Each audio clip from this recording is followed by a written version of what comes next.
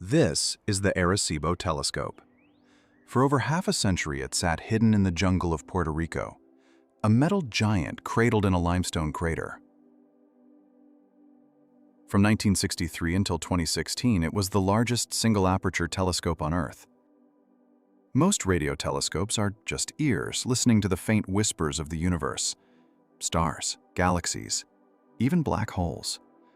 But in 1974, two scientists, Frank Drake, the man behind the Drake equation, and Carl Sagan, with a small team, stood at Arecibo with a crazy idea. For decades, humanity had only listened.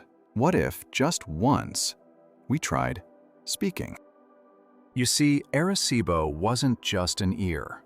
Hidden inside its complex design was a radar transmitter so powerful it could send signals across the solar system, bounce them off planets and asteroids, and catch the echoes as they returned across millions of kilometers of space. Designing the first interstellar message wasn't simple. Arecibo could only send a tiny amount of information, so the team had to ask, if you only get one chance to introduce yourself to the universe, what do you say?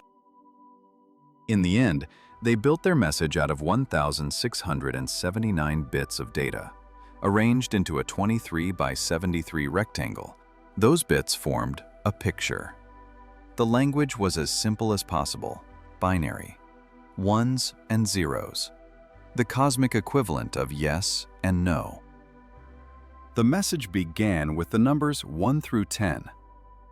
Then the chemical elements essential for life: hydrogen, carbon, nitrogen, oxygen, and phosphorus.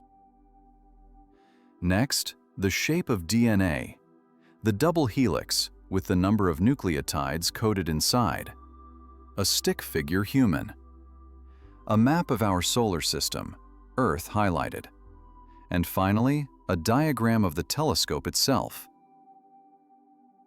The target? The M13 star cluster, 25,000 light-years away, which meant if anyone out there was listening, it would take 25,000 years to hear us, and another 25,000 years before we could ever hear a reply. So no one expected it to work, until it did. 27 years after the Arecibo message was sent into space, a crop formation appeared in the fields near the Chilbolton Observatory in Hampshire, right next to one of the UK's largest steerable radars. In comparison, it's like a smaller cousin of the Arecibo telescope, which makes the location feel oddly fitting for a reply. Laid into the crops with near-perfect precision, a perfect mirror of the Arecibo message itself, with some very noticeable differences. To understand what the Arecibo reply said, you first need to grasp that even empty space isn't truly empty. Remove all air, matter, and atoms, and what remains is a sea of energy known as the quantum vacuum. At this level, the fields that make up reality are constantly jittering, shifting, and humming with tiny bursts of energy. This is zero-point energy, the lowest energy a system can have, yet far from zero. It fluctuates because of the Heisenberg uncertainty principle, an experiment that proves that you can't simultaneously pin down an electron's position and energy, so the fields are never perfectly still. Virtual particles blink in and out of existence. Electromagnetic fields ripple through space, and the vacuum itself vibrates. In examining the reply, one of the most intriguing details is that while our original message highlighted carbon as central to life, the reply included silicon alongside the other elements. On Earth, life is built predominantly with carbon, DNA, proteins, cells.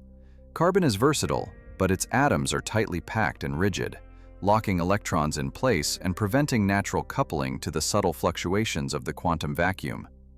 Silicon is different. Its atoms are larger and form a crystalline lattice.